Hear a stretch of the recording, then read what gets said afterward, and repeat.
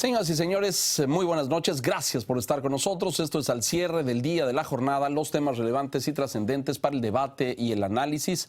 Muy buenas noches. Una vez más, los saludamos desde Nueva York, desde los estudios de Bloomberg News en Manhattan, para llevar hasta ustedes la cobertura total de este foro global de negocios de Bloomberg que tuvo lugar hoy aquí en el pues muy conocido Hotel Plaza de Nueva York, donde el señor Bloomberg pues convocó a una importante serie de personalidades del mundo, jefes de Estado, jefes de gobierno, ministros y sobre todo muchos presidentes de compañías y de corporaciones de presencia global para construir justamente ese enlace. Le doy la bienvenida. Enrique Quintana, buenas noches. ¿Qué tal, Leo? Buenas noches. Don Carlos Rodríguez, buenas noches. Buenas noches. Su balance de lo que vimos hoy, a quiénes vimos, qué fue destacado de lo que vimos el día de hoy. Malcolm Bloomberg dio la bienvenida e inmediatamente después apareció Theresa May, la primera ministra británica, en el escenario, sorprendentemente, ¿no es cierto? Porque pues es un foro multilateral. El nombre de global lo dice todo, es de mucha gente, muchos fans de la globalización, y comenzó con un discurso de Theresa May que ahora le toca llevar la bandera de Brexit, ¿no? Entonces eso lo hace bastante interesante, y termina el evento con comentarios de Macron diciendo que bueno, que la Unión Europea le abre los brazos si cambian de parecer los británicos y desean permanecer parte de la Unión. Ese es el área de contrastes, ese es el mundo de contrastes que estamos viviendo, y hace ese contexto más interesante porque oímos muchos muy buenos argumentos, sobre todo de bajar barreras comerciales, de intensificar la colaboración, de no dar a espaldas a otras consecuencias de la globalización como es la migración. Entonces creo que esos aspectos, tocarlos hoy en día, no es precisamente lo políticamente más sencillo, pero sí es muy necesario. Sobre todo en este territorio que también tiene todo un sentido, Enrique. A unas 2 cuadras de la Torre Trump. Exactamente. Simbolizando lo que probablemente sea esta corriente de restringir el comercio, de poner cuotas, de poner muros. Exactamente lo opuesto a lo que la mayor parte de los participantes en el foro argumentaron. Creo que hubo una composición doble. Por una parte, jefes de Estado de todas partes, de África, de Asia. Varios de Europa, de América Latina, el presidente Duque, recién ascendido en Colombia, y el presidente Peña, a unas cuantas semanas de que deje la presidencia de la República. Va a ser interesante si el nuevo gobierno mexicano sigue participando en este tipo de foro, espacios, ¿no? en este foro, porque se va a repetir, va a tener otros capítulos próximamente. Creo que es un contraste importante y es un llamado a defender los valores de la globalización, no solamente la parte económica, sino todo lo que hay atrás de este proceso que por décadas caracterizó a la economía mundial. Y me parece que este foro tiene esa virtud, desde la misma denominación de Foro de Negocios Globales. Creo que defiende esos valores. Singular aportación en este mundo donde está el Brexit y está Trump como dos de los vértices de la cerrazón en este momento. Y bueno, yo creo que lo dice muy bien, pensando justo en que hace 2 días el discurso de Donald Trump en la Asamblea General de las Naciones Unidas sostenía las posiciones contrarias, sostenía rechazo la globalización, rechazo la apertura, rechazo el multilateralismo, y ahora vimos pues un desfile inmenso, presidentes de compañías, muchas de las que cotizan en Wall Street, ¿no es cierto? De los Exacto, que están en... que es precisamente lo que le da un giro especial a esta reunión. No es nada más tener a estos jefes de Estado que también se estuvieron reuniendo por eventos de Naciones Unidas, es tenerlos codo a codo con líderes empresariales, y eso creo que le da un sabor muy interesante. Bueno, veíamos al mismo presidente Peña Nieto de repente cruzándose con el presidente del consejo de una multinacional, Blackstone, y ahí es donde empiezas a darte cuenta la importancia de estas reuniones, la importancia de que encuentren unas plataformas donde se puedan intercambiar ideas, se puedan actualizar de cuáles son los retos, las oportunidades, tanto para los países, los líderes políticos, como a los empresarios.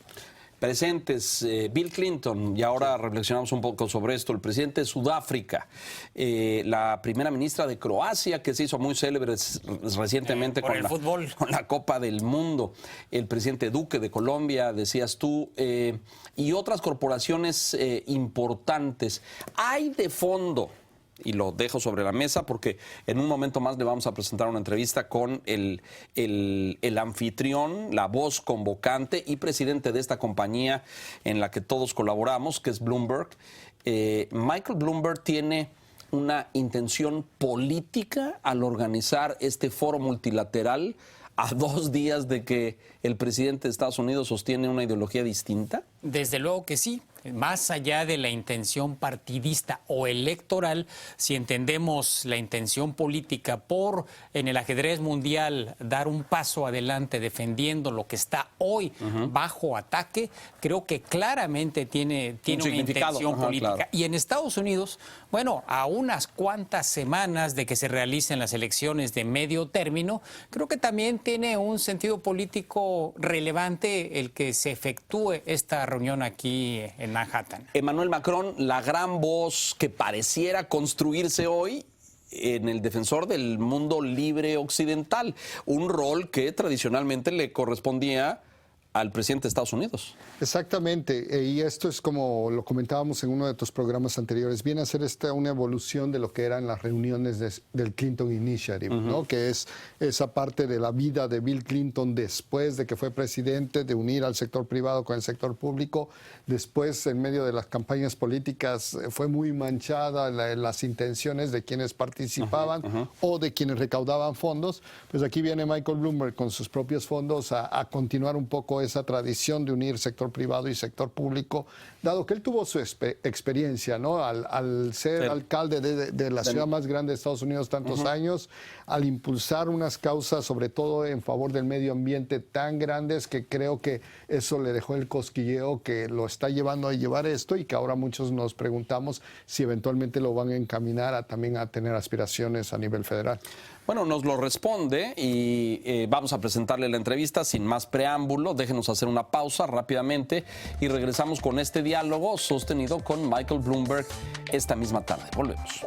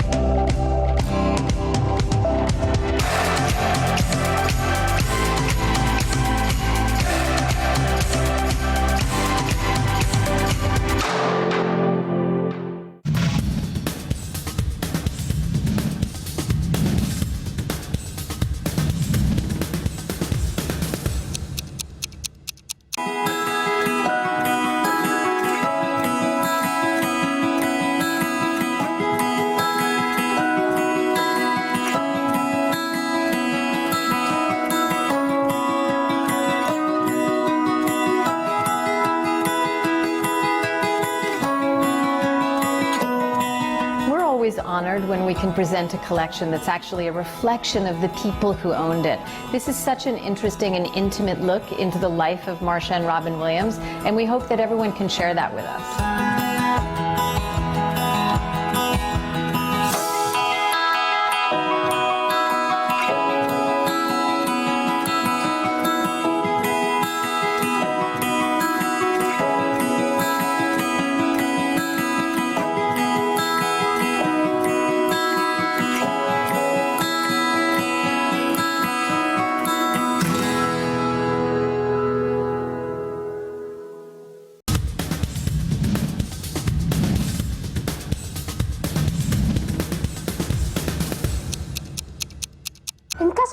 Debemos estar preparados. Identifica las necesidades de tu familia y prepara una mochila para casos de emergencia.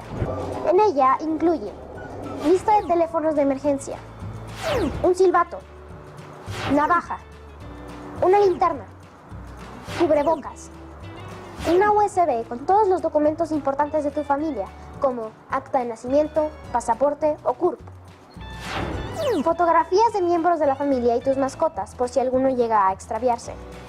Agua y alimentos para 4 días. Botiquín. Recuerda que la prevención comienza en casa y es tarea de todos. Prevenir es vivir.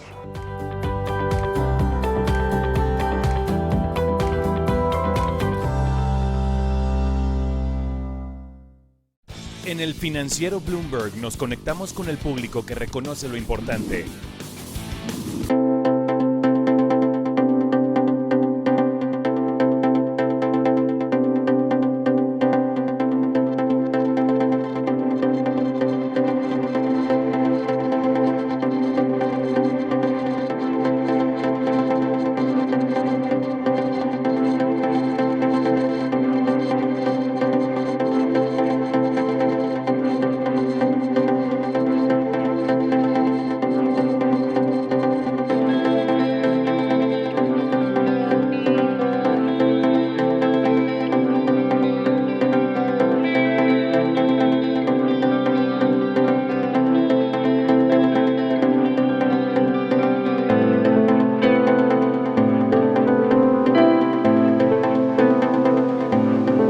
Financiero Bloomberg.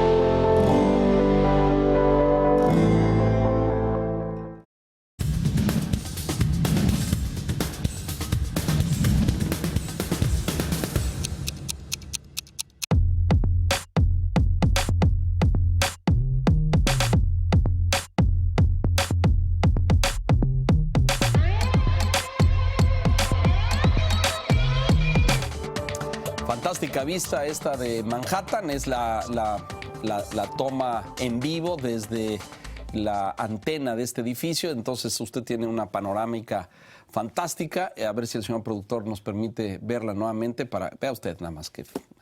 Eso es. Anoche llovía y estaba mucho más nublado. Hoy tenemos un cielo despejado. Eso es lo que se alcanza a ver desde pues, la azotea de el edificio de Bloomberg News aquí en Manhattan, en Lexington y la 58. Muy bien, bueno, Guido Lara, bienvenido, muchas gracias. Muchísimas gracias. Porque usted vino desde Washington para estar acá con nosotros, doctor Lara, muchas gracias. Siempre un gusto. El presidente mexicano estuvo hoy en el evento, Enrique Peña Nieto estuvo ahí, atendió para la firma de un compromiso de defensa a los migrantes junto con el presidente de Suiza. Ambos, a petición de las Naciones Unidas, realizaron un trabajo conjunto a lo largo de más de 6-8 meses para la defensa de los migrantes. Estuvo aquí el presidente Peña, participó, tuvo un panel con CNN, estuvo en conferencia de prensa y estuvo en el foro. ¿Cómo viste al presidente, Enrique? ¿Lo viste? Es un presidente que se despide hoy. Este es su último viaje a Nueva York como jefe del Ejecutivo mexicano. Todo indica que es su último viaje al extranjero, no solamente a Nueva York, sino a ningún otro lugar. Ya no hay ningún otro programado. Ningún otro previsto antes del 30 de noviembre, fecha en la que se va. Yo lo vi como un presidente muy tranquilo. En uno de los paneles se le cuestionó a propósito de las razones del triunfo de López Obrador, por ejemplo, y él esgrimió uno de los temas que han estado flotando, que es el tipo de reacción que tienen los votantes, han tenido los votantes en diferentes países donde más allá del desempeño de cada gobierno hay un descontento generalizado. Él inscribió el triunfo de López Obrador en este hecho.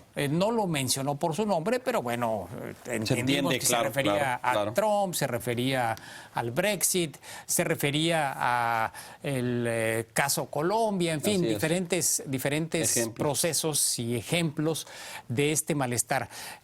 Vi un presidente relativamente tranquilo, muy activo. Esta tarde participó intensa, en un evento de los países de la Alianza del Pacífico, estuvo en el panel sobre un solo mundo, el tema climático, defensa también del esta ambiente. tarde en el marco de este foro organizado por Bloomberg. Entonces, muy activo en este viaje y relativamente tranquilo. Creo que a juicio del propio Peña cumplió, hizo lo que tenía que hacer, y si el resultado electoral no lo favoreció, me parece que en esta respuesta que refería, lo atribuye a este cambio global que se está que por cierto, y escuchamos a Michael Bloomberg hace un momento, pero Bloomberg dice lo mismo, es decir, aquí hay una tendencia que se inscribe en este malestar ciudadano, en este malestar de los electores, insatisfechos con sus gobiernos, insatisfechos con el aparato, la arquitectura, la retórica, e insatisfechos con los partidos también, de forma muy señalada, lo dijo el señor Bloomberg, y coincide, a lo mejor sin haberse puesto de acuerdo, sin duda, con el presidente mexicano. Parece ser que este discurso de fondo, que es la globalización, el mundo abierto, los acuerdos, los tratados, los foros multilaterales, versus la cerrazón, el proteccionismo, el aislacionismo. Parece que estamos como en una batalla de visiones del mundo. ¿Qué dices, doctor? Pues ahora que está de moda los chivos expiatorios, el proceso de globalización está siendo de alguna manera el chivo expiatorio de estos procesos, que a fin de cuentas, ¿qué está sucediendo? Que las sociedades no están satisfechas con cómo están siendo representados y los beneficios del crecimiento económico no alcanzan a todos correctamente. Se están concentrando en ese famoso 1%, y estos Trump, Brexit, el mismo Macron, López Obrador, comparto que son síntomas de un malestar, de un problema, de un desajuste, donde se están ensayando distintas salidas que hay desde el cerrarse y partirse, o la huida hacia adelante de Macron de no, vamos a reformularlo, vamos a pensar. Enrique ha trabajado esto que se ha dicho en The Economist, que está invitando a una reflexión general muy importante de repensar el liberalismo, de no decir esto ya se acabó, sino un gran momento de época de decir cómo los sistemas económicos a favor de las libertades económicas, de las libertades de expresión, pueden funcionar sin que esto genere reacciones como de idas hacia la derecha o hacia la izquierda radical. No es un proceso que esté sucediendo de forma aislada, como que surge territorialmente en muchos rincones del planeta y preocupa a más de uno. Ya escuchábamos a Bloomberg, lo menciona hasta ahora, lo tuvo el presidente Peña en su discurso, que es ya la despedida. Ahí hay un juego político porque es un poco... mi derrota se inscribe en esta corriente, que sin duda se inscribe, ¿no? México tiene sus propios malestares, me parece también, y sus propias inconformidades, pero ¿dónde va a desembocar esto? Es muy difícil trazar una línea hacia adelante, ¿no es cierto? ¿A dónde va esto? Es incierto, sin embargo, me parece que todavía no hemos visto, en este movimiento pendular, no hemos visto probablemente el momento en el que el péndulo venga de regreso. Quizás si cambiaran las cosas, por ejemplo, en las elecciones de Estados Unidos, dentro de Unas 2 semanas, años, ¿no? Dentro de 2 yo años. pensé que ahora decías del Congreso. Creo que todavía seguiremos viendo en muchos países esta resistencia por parte del electorado a creer las promesas liberales, las promesas de la globalización. Diferente manera de resistir, pero creo que no va a ser algo muy pronto el regreso del péndulo. Entonces, me parece que una frontera pueden ser las elecciones de Estados Unidos, lo que pase con el señor Trump, o el Brexit. Ya comentábamos al principio del programa las declaraciones de Macron, el sentido de darle la bienvenida a una Gran Bretaña de Bretaña, regreso si se a la Unión regresara. Europea. Creo que se necesitaría algún quiebre de este alcance, de esta magnitud, para pensar en que estamos viendo finalmente que las cosas cambian. Estamos como en la canción de los Enanitos Verdes, parados sobre la muralla que divide lo que fue de lo que será. Si es un momento de época importante, puede ser otra vez péndulo o una solución dialéctica. Este tema de las polarizaciones está siendo muy dañina porque nos estamos yendo hacia extremos que no llevan y destruyen lo ganado. Una salida posible, y depende enormemente de los resultados del midterm, porque eso cambia a quien está llevando la batuta de la destrucción sistemática del orden mundial. Vimos a Donald Trump parado frente a la comunidad internacional diciéndoles todo lo que ustedes hacen de organizarse, cooperar, ser multilaterales no sirve. Aquí lo que importa es defender a tu país y empujar. Así es. Y eso es muy preocupante porque habla de confrontaciones. Hay un libro muy bueno de Regis Debray que habla del elogio de las fronteras, que es la importancia de sí los países, sí fronteras que administren los procesos migratorios, económicos, etcétera, y que pueda no caerse en esta globalización que unifica, que aplasta, que es de arriba hacia abajo y que no toma en cuenta las particularidades de las sociedades. Déjenme presentarles, después de una pausa, también tuvimos oportunidad de charlar y de entrevistar a José Ángel Gurría, director, secretario general de la OCDE, la Organización de Cooperación y Desarrollo Económico, con base en París, que nos dio su punto de vista a este respecto, y es también interesante porque ese ya es un organismo multilateral que hoy, como tantos otros, está siendo cuestionado por esta nueva tendencia. Hacemos una pausa, regresamos enseguida a esta charla con José Ángel Gurría. Volvemos.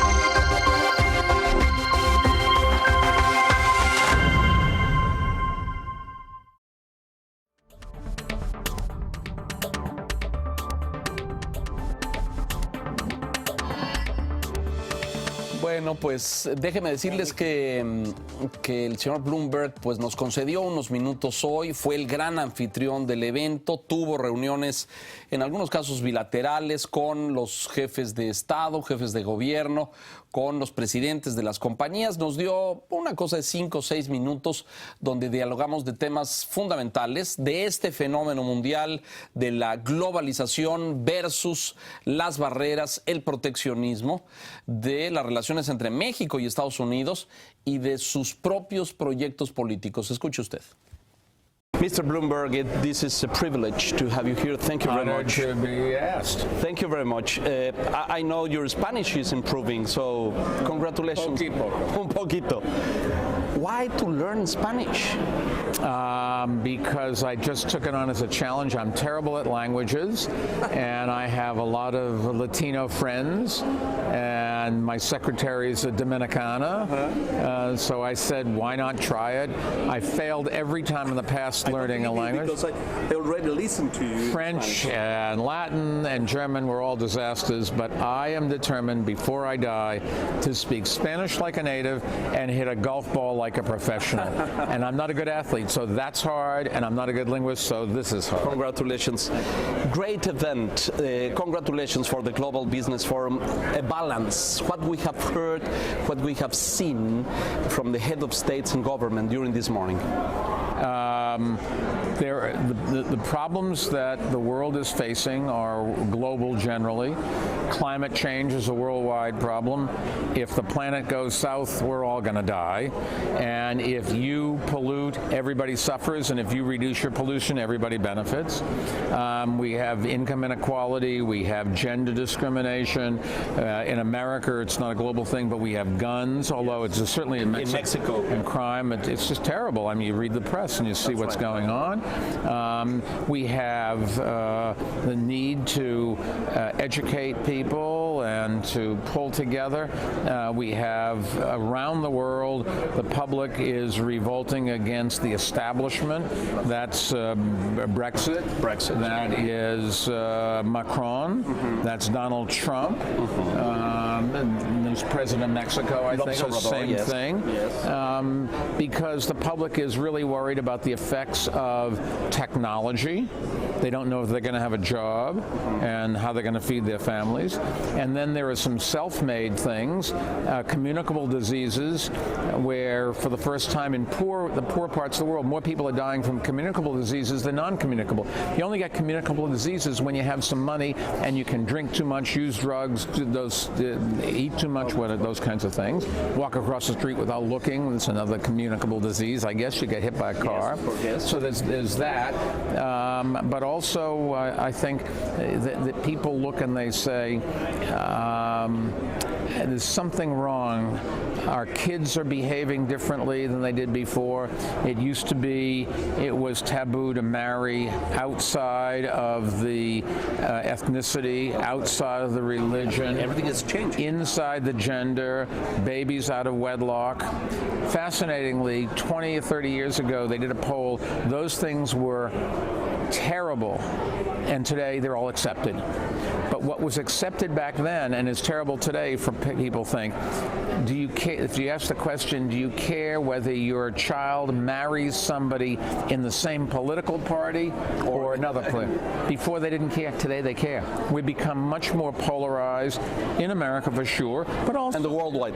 So is the world moving towards a more closed, encrypted, reduced atmosphere instead of an open global? I think it is doing that to some extent. There's always going to be a cycle. Hopefully it's not a terrible cycle going on long or very deep. I think the mistake is, and every government that I know of is guilty of this, we think that we know what's right for the public. And we don't try to explain it to them and bring them along. We just say, we're the government, or we're the intelligentsia, this is what you got to do. And you saw that in America, in the middle of the country, a big revolt of what we do on the coast. What's right for the country, what's right? Yeah, I mean, I can give you a very good case for foreign aid from America. If you ask Jim Mattis, the Secretary of Defense, he will tell you the number one weapon he has is foreign aid. If you go to the average American and you say we should be sending money overseas to help a bunch of poor people who look different and speak a different language, and why should we do that?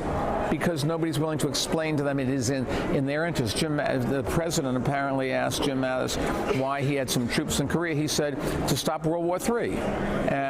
But you got to explain to people, and I don't think any of our presidents have focused on that. I don't think elected officials around the world have focused on that. That's what we have to do. It isn't that what we were doing is wrong, and it isn't that what we're doing we shouldn't continue to do, but you've got to get public support. It's their money and their votes. U.S.-Mexican relations, the wall, the new NAFTA deal, Canada in or out? What's your view? Well, one of the great successes of treaties was Mexico, the United States, and Canada pulling together to one economy. It benefited all three countries dramatically. Now, I assume that the newest NAFTA deal is basically just some face makeup, that you really haven't changed anything. And I assume we'll find some ways to do a similar kind of, I can go home and say I got something, but really you didn't get anything. You mean the new one? The new it's one. Just a cosmetic change. I think that, not yeah, the real deep. I don't think it really changed very much in the NAFTA agreement or the equivalent between the United States and Mexico, and we still have to do one, United States and Canada. But the economics are such that you really can't do very much. We're so intertwined, and so many people would get hurt on both sides of the border. The United States' trade war with China is more inexplicable, maybe, because there's certainly no, you're doing something. It's not like it's cosmetic. There you really are, and you're going to hurt, I think it hurt America more than you hurt China. And the U.S. consumers, don't you think? Is there well, what's your opinion about the wall and this immigration? Somebody very smart said, America is the most wonderful country in the world. Who else would build a wall to keep people out from a country we go to for vacations? Well, if you can explain that to we're not going to build a wall. I do think, incidentally, countries have a right to decide who comes into their country to protect their borders. No argument about that. I do think that we have an obligation as human beings to help refugees. But immigrants, no country since the Holy Roman Empire has had open borders where you could go back and forth until you had the EU. That's right. That's really, and the EU is an exception. And even there you see they're pulling back. That's right. Right. So you have to have some regulations and some physical security. I think it's the trouble with the Trump administration is even when they have a decent idea, it is deployed or described or sold or constructed so inefficiently and nastily that nobody wants to sign on about it. Taking kids away from their parents is about as dumb a political thing. Forget about the morals of it. It just politically it's stupid, okay? I'm picturing a big wall. You can do a lot to keep. We have border patrols. You have border patrols in the southern part of Mexico, the southern border. But the ways we picture this enormous wall and then to say, and I'm going to get the Mexicans to pay for it. No Mexican president could survive. Keep in mind, incidentally, if we built it, it would all be done with Mexican cement and Mexican labor because that's where you could get it. Finally, sir, you have one more time? No? One more question. That's it. One more time. Are you planning to run for president? I don't know. You wait till February and see. I said I'm focusing on the midterm elections. I think the Republicans have done a terrible job of providing a counterbalance to the executive branch, which is what they're supposed to do. They've done nothing on guns. They've done nothing on drugs. They've done nothing on climate change. It's time for a change. In my company, if you didn't do the job, I'd fire you and get somebody else. So that's what I'm focusing on now. And then what I've said come sometime after the November elections, probably January or February, you take a look and see if it's possible. I am much more a centralist than people think the Democratic Party has moved to. I don't know that they've moved as far left as people think, and I don't know that they won't move back, but you'll wait and see. I want to change the world for my kids and for my grandkids, and I think that a lot of the things we did in New York City, you can, the way you run it, the way you bring in people, the way you have experts, you can really do something. You can make a difference in this world, and I'd like to leave them that difference, and I think it's a great challenge. But having said that, you know, my plan B is better than most people's plan A, and I can do a lot of things to make the world better, like this conference. You know, you really are helping people, and I give away an enormous amount of money to help people around the world. I do a lot of things in Mexico as well. So I don't have to be president, but it's a great forum, a place to start to get people to do what I think this world needs. And there's a lot of support. The real question is, would you have the support in the Democratic Party? And that's what you got to see. Thank you, sir. Thank you very much. Bueno, pues ahí están las palabras de Michael Bloomberg, reveladoras. Dice que va a considerar una carrera a la presidencia de los Estados Unidos después de las elecciones de medio término, es decir, en unas cuantas semanas más, ¿no? En los primeros días de noviembre sabremos cómo queda la composición del Congreso, de la Cámara y del Senado, y esto puede detonar el que él se sienta. ¿Qué factores piensan ustedes que están ahí en juego? ¿Una derecha muy derecha o una izquierda muy liberal o más centrista? ¿Qué está ahí de fondo? Bueno, lo primero que está de juego es el control de la Cámara Baja después del Senado, ¿no? ¿Y qué significa eso para las aspiraciones, no nada más de Michael Bloomberg, cualquier aspirante a buscar la candidatura presidencial dentro de 2 años? Va a tomar una lectura de eso y es de cuál es la tendencia del Partido Demócrata, porque eso sí ha dicho que si busca la presidencia lo haría a través del Partido Demócrata. No republicano, y aquí hay que subrayar que él fue alcalde de Nueva York por el Partido Republicano. Sí, él era demócrata, se hizo independiente, después para competir por la alcaldía se hizo republicano, la ganó, pero ya la última instancia cuando volvió a competir por la alcaldía lo hizo como independiente. Ajá. Y cuando en las elecciones presidenciales del 2016 apoyó a Hillary Clinton en su campaña. Ahora, lo que van a leer es, ¿el Partido Demócrata se está yendo más al centro o más al extremo izquierdo? Es una gran pregunta, una gran interrogante. Hay candidatos en ambas alas para puestos tanto de legisladores como de gobernadores. Hay que ver quiénes son los que más victorias se llevan. Si termina siendo la más liberal, eso le abre más la posibilidad de otro tipo de candidatos que no tienen necesariamente el mismo perfil. Que no sea Michael Bloomberg. Sí. Sí, él estará tomando un termómetro preciso de esto para tomar su propia decisión, es lo que dices. Es lo que yo supongo. Creo que el ánimo político en Estados Unidos eventualmente puede reflejar lo que ha pasado en otras partes del mundo, donde hay votaciones a la izquierda o a la derecha desencantadas con las propuestas tradicionales.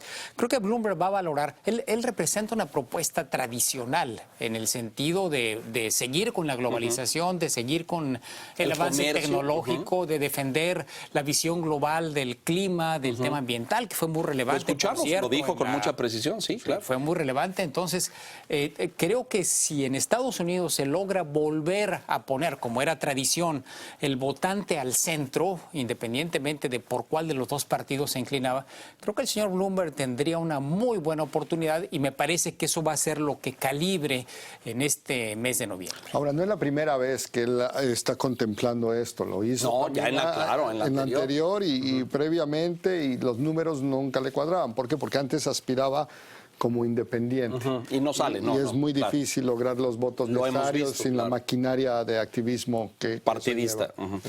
Edades, ¿es un factor esto? Michael Bloomberg tiene 76 años. Donald Trump, en el hipotético de que concluya su periodo y se postule para reelegirse, tendrá 72, 73, por ahí. 74, me 74. Parece. Entonces podríamos tener a lo mejor un hombre de 78 contra un hombre de 74, más o menos, ¿no? ¿Es un factor la edad? Mira, cuando tienes en el ring a Donald Trump, todo puede pasar y no dudes que se haga algunas referencias o insinuaciones al respecto. Que sea algo que determine mucho peso a favor o en contra, no lo creo. Creo que con Donald Trump del otro lado no es un factor. Una diferencia de 2, 3, 4 años puede ser. No es relevante finalmente en un mundo donde la gente está viviendo cada vez más. Quizás un candidato de 75, 76 ahora es equivalente a lo que era un candidato de 65 antes. Hace un par de décadas. Estamos todos especulando, y déjeme decirle, porque con base en la respuesta que el propio señor Bloomberg nos dio, pero aquí en el ambiente político de Estados Unidos es un tema recurrente, especialmente en Nueva York, lo acabamos de percibir a lo largo de toda la mañana. La gran inquietud es, ¿se lanzará? ¿No se lanzará? ¿Va a jugar? ¿No va a jugar? ¿Cómo cambia eso el ajedrez político en términos de, pues, el Partido Republicano enfrenta, porque muchos republicanos simpatizan con Michael Bloomberg? Y aclarar que esto no es solo especulación. especulación en el sentido que el señor está poniendo bastante dinero a varias contiendas legislativas del país. Apoyado, ajá. Que esa es como que política para principiantes, es decir, primero pon dinero para que después tengas ese apoyo alianzas en y apoyos, regiones claro, donde tú no lo tienes. Y esa es la manera en que aparentemente se está moviendo. Y gran plataforma, ¿no, Enrique? La de esta mañana vimos un desfiladero ahí de líderes africanos, líderes europeos, de Dinamarca, de Suecia, de España. Estuvo el presidente de gobierno español, por cierto, participando en un panel. La Gran Bretaña, Francia, no Alemania, por cierto, curiosamente, pero la señora Merkel no vino a la Asamblea General, así es que eso a lo mejor puede explicar que no estuviera. Una extraordinaria plataforma donde hay que sumar a personajes como Bill Gates, que estuvo en una sesión en la tarde, el presidente de AB InBev, la empresa cervecera más grande Carlos Brito del mundo. Entonces hay varias. Estuvo el presidente de Ford, Claro, exacto, es decir, las empresas estuvieron también muy bien representadas. No creo que vienen con ese contexto político. No, claro. Al contrario, yo creo que eso pudo haber hecho un poco de ruido, pero sin duda él está decidiendo tomar la bandera de libre comercio, globalización, y no es precisamente la más sencilla de cargar. No, y menos en estos tiempos. Exactamente. Debemos hacer una pausa. Carlos, gracias. Muchas gracias. Siempre bienvenido y siempre un honor que estés en esta mesa de debate. Hacemos una pausa y regresamos enseguida con mucho más.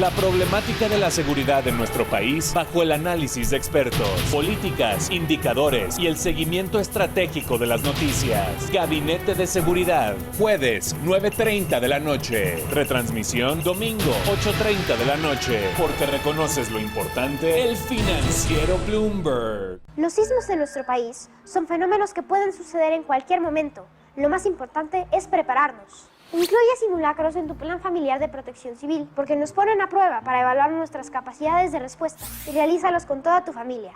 No olvides incluir a tus mascotas. Así podrás comprobar si sabes qué hacer y si las rutas de salida son eficientes.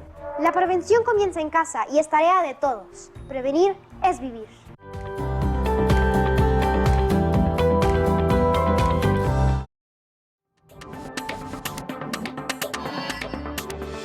Otro de los dignatarios importantes que estuvo hoy en el Foro Global de Negocios de Bloomberg fue José Ángel Gurría, el secretario general de la OCDE. Platicamos con él respecto a todo esto que hemos discutido, esta tendencia a espacios o atmósferas cerradas, proteccionistas, aislacionistas. Y es muy importante, me parece, su punto de vista, porque él encabeza pues, uno de los organismos multilaterales en el terreno económico más relevantes de los últimos años. Esto es lo que nos dijo José Ángel Gurría. El Tratado de Libre Comercio entre México y Estados Unidos parece que está ya listo. Canadá no se ha subido, no ha dado una respuesta positiva. No conocemos. Dará. ¿Usted piensa que sí? Yo fui negociador del acuerdo del original. Del NAFTA. Y la verdad es que esto nació como un acuerdo trilateral y será un acuerdo trilateral. Esto le conviene a México, le conviene a Canadá, le conviene a Estados Unidos, le permite a la región ser más competitiva, ser más productiva y será entre los tres un paquete de ganar, ganar, ganar.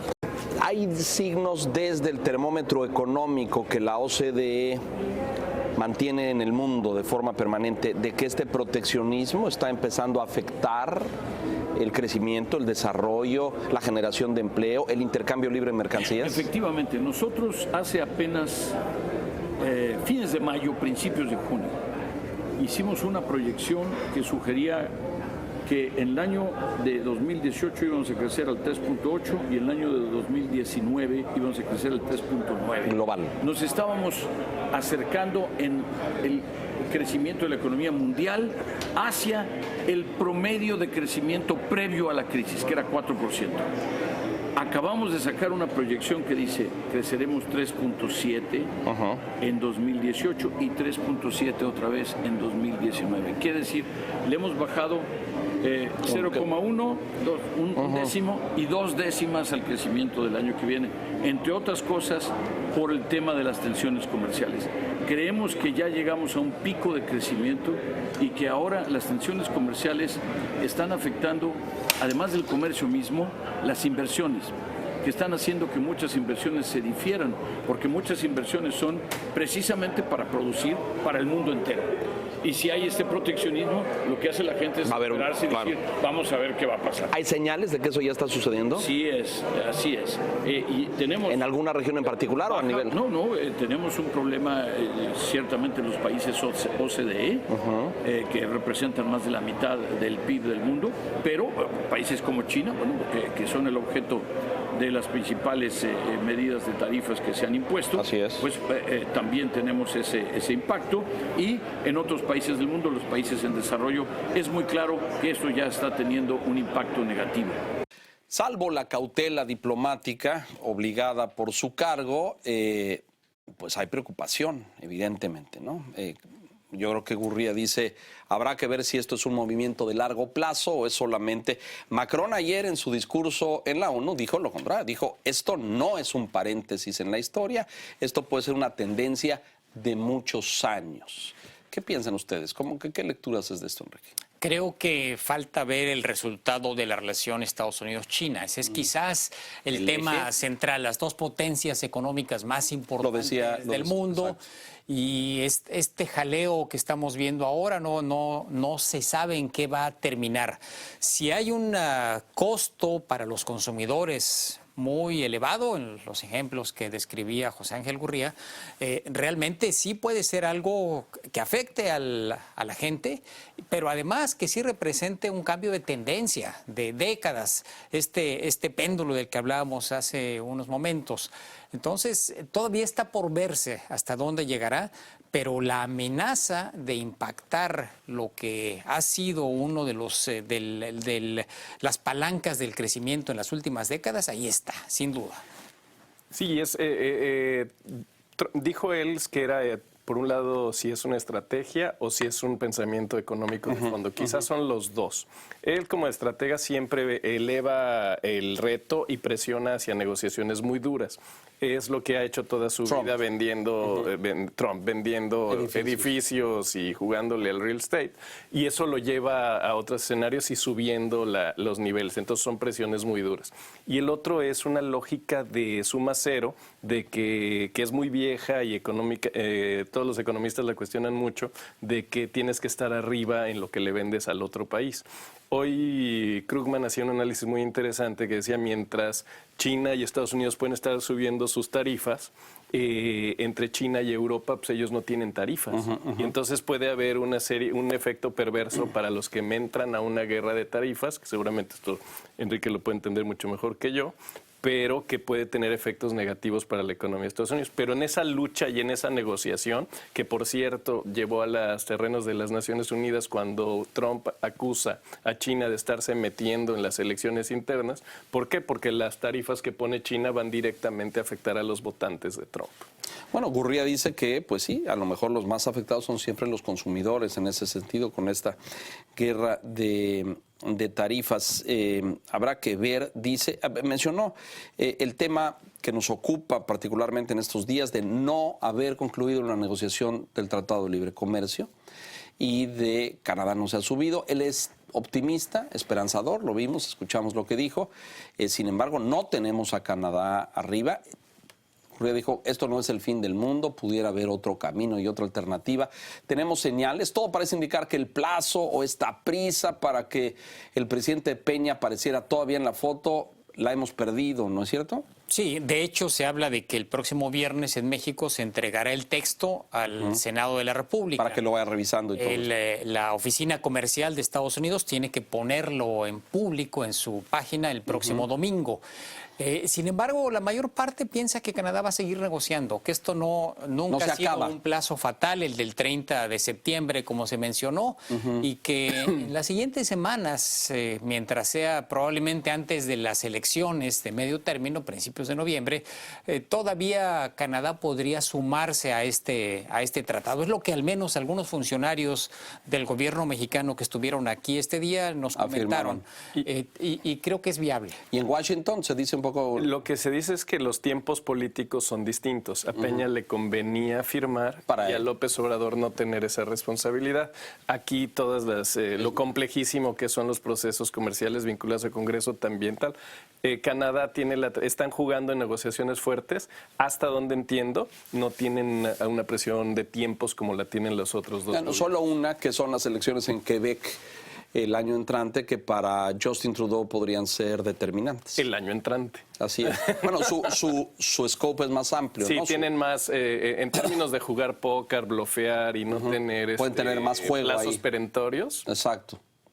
En cambio, para nosotros, bueno, el hecho es que Enrique y además Peña ha sido retado, ¿no? Entonces, pues vamos a ver de cómo nos y desafiado. toca, ¿no? Por cierto, una figura ausente en estos días en Nueva York, ¿no? Sí, no estuvo presente, se le extrañó en esta defensa de la globalización y del comercio libre, pues él que por lo menos no quiso, no sé si cuál haya sido la razón, estar aquí en este frente. Sí, impresionante. En fin, bueno, vamos a mensajes. Todavía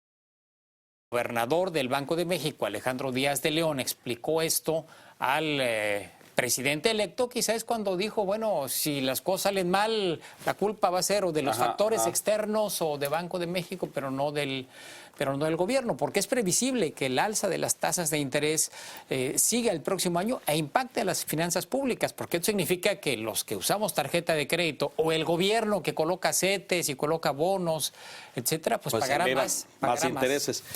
¿Trump va a reaccionar a esto? Trump ya dijo, ya no le gustó. Obviamente Trump está, ya hace varios meses que rompió esa política de las últimas presidencias. El respeto, ¿no? De total. no meterse, porque al final resulta que el presidente, cuando empieza a hablar de política monetaria, se abre la caja de Pandora, ¿no? Sí, Digamos, claro. puede provocar más problemas.